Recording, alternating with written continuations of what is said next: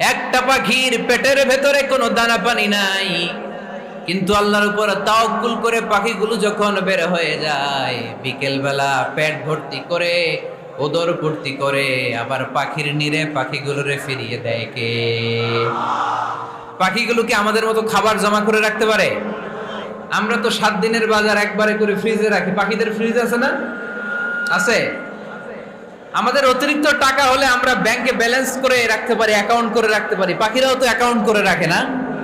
না, প্রতিদিন না খেয়ে বের হয়। কালকে ওই পাখিটা কি খাবে, কোন জায়গা থেকে তার রিজিকের ব্যবস্থা হবে আল্লাহ ছাড়া কেউ জানে। এটার নাম তাওয়াক্কুল। এটার নাম কি? আমাদের সাধ্যের, আমাদের ক্যাপাসিটি, আমাদের ক্যাপাবিলিটির সবটুকু করে আমরা তাওয়াক্কুল করি একজনের উপর। চিল্লায় বলেন তিনি কে?